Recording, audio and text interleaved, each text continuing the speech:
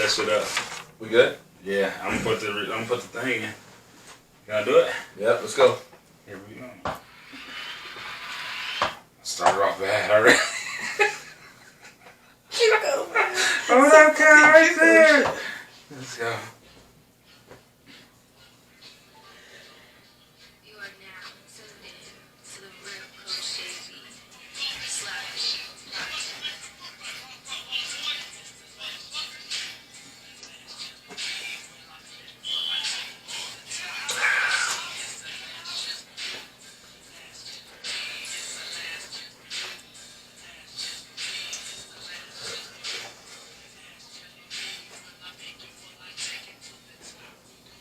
What up, what up? Episode 11 of the Slapdick podcast. Special guest in the house today. We'll introduce her in a minute. Happy Monday morning to everybody listening. Cheers. Monday morning. We're the Slapdick podcast, so shit. We're on the West Coast for you East Coast people, so it's actually earlier here. So I'm a fucking slapdick for saying that. Oh man. Had an eventful weekend. I'm gonna bring that to the table here in a minute. Introduce our guests and talk about a few things, and then get into it. Quote of the day today. It's a real simple one. You didn't get this far to get this far. So you put that in perspective. What that really means for you special people out there. I can't say certain words anymore since Netflix, but it means that you keep your fucking foot on the gas pedal, and if you shoot for the stars, you may land on the fucking moon. So you didn't get this far to get this far. Turn over rocks, figure some shit out, keep grinding, because I'm just telling you, every day will swallow you up if you get complacent. Hot topics today. We had a lot of eventful events this week. Tulane University won his second bowl game in a row. A good friend of mine is the head football coach there, Willie Fritz. He's been a very successful coach at every level. He's an old Juco guy. He went to Pittsburgh State University in Kansas. He won a national championship he's been everywhere at every level, and he's won. I think he's won 200 games in the NCAA. Puts him really, really high. He's a name that a lot of you guys don't know about. But there's some chatter that Mississippi State just fired their coach over the weekend, if you guys don't know. And Willie Fritz's name's been popped up. It's been brought up. And I'm advocating for Willie to get that job because I think he deserves it. He has not yet been a Power 5 coach. He's won national championships at the FCS level at Sam Houston State. He's won at the Division II level. He's made great strides at Tulane. Tulane is one of the hardest academic institutions in the country. And I've been up there to visit him several times. My quarterback was his quarterback, obviously, Jonathan Banks, for 2 years. They won their first bowl game last year. They won their second this year. They were down. He's brought them out. He's resurrected that program. But I think he deserves a big-time Power 5 job. And so I'm advocating for Willie Fritz. I've seen his name on a few things, on a couple buzz feeds, and I'm just throwing that out there. People don't know who that is.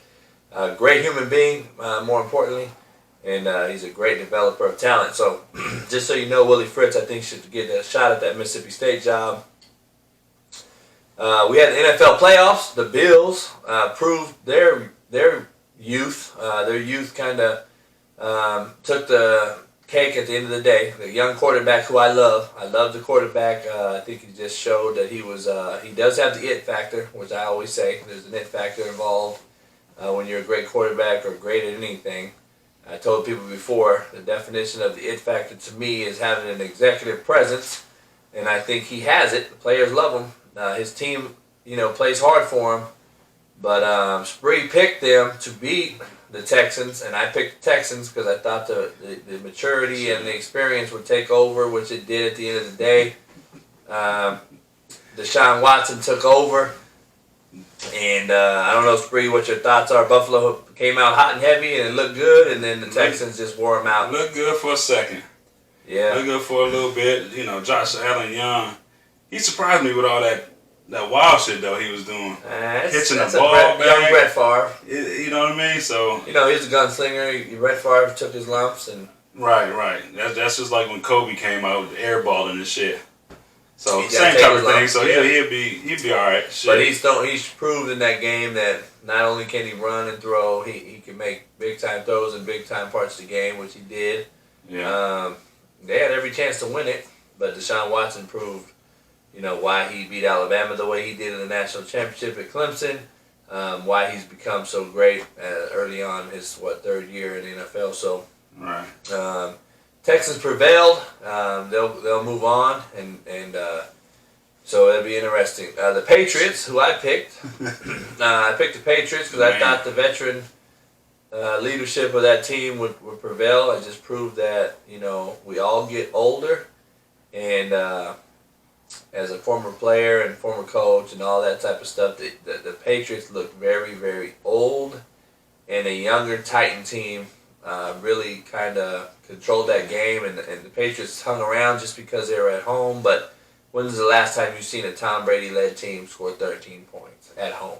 I mean, it just has never happened. It happened. Patriots lose. Does Tom Brady stay?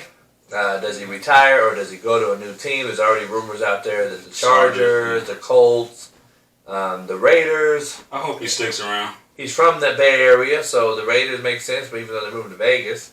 Yeah. But, you know, there's opportunity there. We'll see. You know, he's 40. He'll be 41 years old, or actually, 41 or something like that, 42. Yeah, he's old as fuck. Yeah, so, yeah. Yeah, but I hope to see him in LA, man. That'd be nice.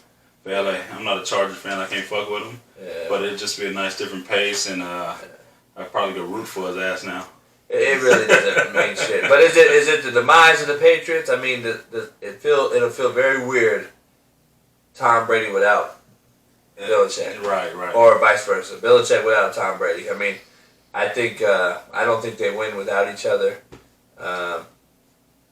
We'll see. I don't know. The Saints and the Vikings. A great game last night or yesterday. Who that? Or blew that? I heard somebody say blew that. Stephen A. Yeah, is that Stephen A. Blew that? Blew that. Blew that. Man. He's nuts. I'm just gonna tell you, he has had a hell of a team on paper several different fucking times. I'm a Sean Payton advocate. I love Sean Payton. I think he's an offensive-minded guru. Mm-hmm. But dog, he's won one Super Bowl. That shit was about 7-8 years ago. He's lost how many games in the first round? And to me, he's underachieved. Damn. I don't know why you wearing that fucking Saints hat, but goddamn, Who I that? hate being around losers. My fucking co-host is a goddamn loser. Go Saints, man. He has Saints hats. He Go likes the Saints. Clippers. Like, goddamn, man. I'm hanging out with a motherfucker that is a JV fucking. He roots for JV teams. Oh, fucking Saints is a JV team? Yeah, they won. I'm a Rams fan. They won one Super Bowl. I mean, I'm a Rams fan, but you know, I got people Shit. from the Who Dat. You know what I'm saying? So I got to represent. Why the fuck? How do you have Drew Brees, the best receiver in football, Michael Thomas, arguably one of the best slash backs in Kamara. Yeah.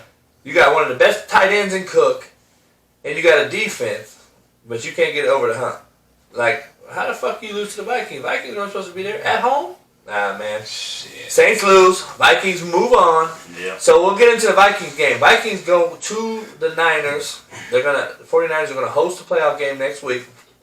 And just so everybody knows out there, the Vikings have the #1 tight end defensive unit in the country, in the NFL. Meaning, they cover the tight end better than anybody. So the best tight end in football this year has been arguably Kittle, the 49ers tight end.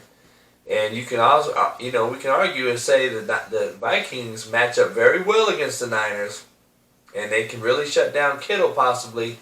I think that controls that game. They control Kittle and stop the run game. I think Garoppolo struggles with the mediocre wideouts that they have, in my opinion.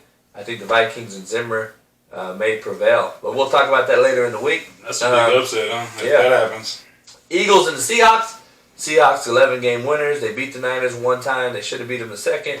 They lose with it's a game of inches, just like golf. They lost at the goal line. Seahawks traveled to Philadelphia yesterday and pretty much dominated the game. Carson Wentz got hurt. some dumb shit just out the gate. I hate to see Traveling, that. them traveling to Philly. Come on, man. Yeah, you Philly said that is last shit. week. Come Yeah, on, you dog. said that last week, and you That's dumb. You talked about that, but that's just the way the NFL's laid out. Yeah. It's shitty. The Eagles were 9-7. Seahawks were 11-win team, and they had to travel to Philadelphia as a wild card. Makes no sense, but that's what it is. The Seahawks defense dominated the Eagles offense. Obviously, they're really injured this year at wide receiver. They've been injured up front. Eagles defensive line really played well though, but the Seahawks prevailed. When Carson Wentz went down, it was really over with. And the young receiver for the Seahawks, who's a freak, dominated the game, and Metcalf, I think, and he played a hell of a game and had 160 yards or whatever. And the Seahawks prevailed. They'll move on and play Green Bay in Green Bay. And the history of that, the Seahawks have always they think they beat them on a Hail Mary once. They beat them on a play that was out of bounds. So those two have gone at it in the playoffs. So we'll see how the Seahawks prevail on the road. The Seahawks have been road warriors all season long, and they have the best NFL road record, I think, in the NFL. So we'll see. I'm a Pete Carroll guy. I hope the Seahawks can prevail out there in Green Bay. So we'll see. That's the playoffs lie for next weekend. And, Bree, you got anything? I don't know. The Lakers were played last night. They played the Detroit Pistons. The Clippers, I think, got whacked by Memphis, and they were getting boos. Did you hear about it? No, I couldn't watch it. I had to clean the house and do family shit, so I couldn't watch it. Well, that's you're bad. It sounds like a you problem. Sounds like a you problem. So I couldn't watch shit, but I know we fucking won. I do know one thing. There's two things undefeated. I apologize to my female guest on site, but there's two things I was told that are undefeated. One of them is the IRS, and the second one is pussy. So I guess this motherfucker's whooped, and he couldn't even turn on the TV. So at least I can turn the TV on. Says the motherfucker can't go to the strip club no more. I don't know. I don't want to choose. I choose not to go anymore, but I'm born again. I don't know if you know I'm born again. So Clippers got booed, Spree, so at home, and they were getting beat by like 40 by Memphis. That's stupid though. Crowder. So I'm a fantasy guy. I'm a fantasy player. Crowder had 70 points. Okay. Crowder had 70 points. Crowder had 70 points on Fantasy League. Did you pick him? Yeah. Did you win I some? won $25. You hit it big, dog. You hit that shit big.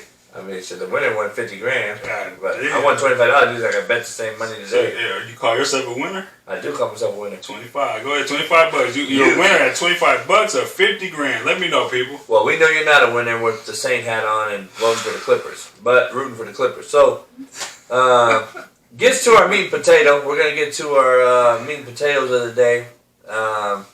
We got a special guest on the scene.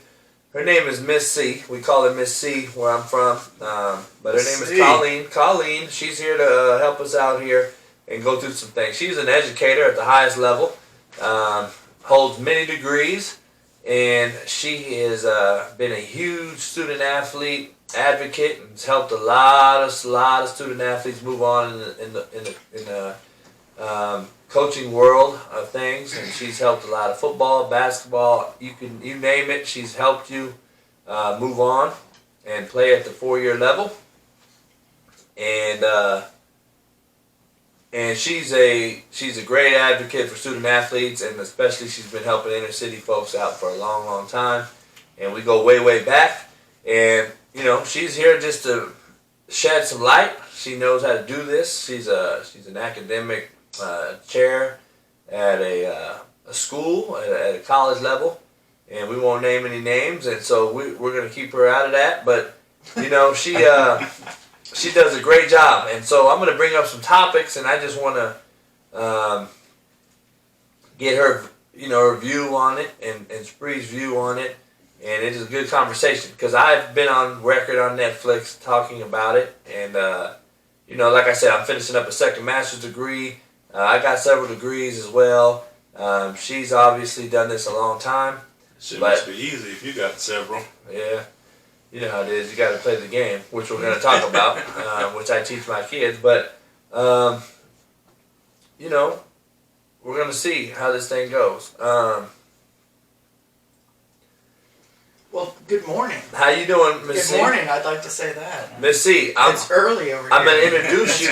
I'm introducing you to the world today. But before I introduce you, I have to make a cut, and I have to unfortunately pay homage to our sponsor. So I've introduced you to the world, but as you know or you may not know, we have sponsor for this Slapdick podcast. Yeah.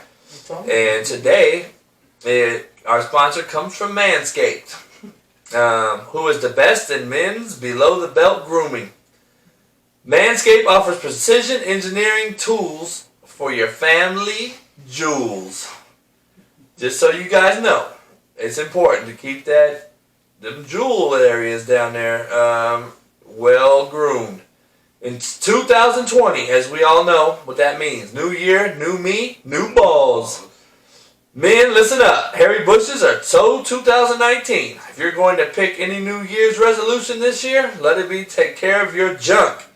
Manscaped is making it easy with their grooming products.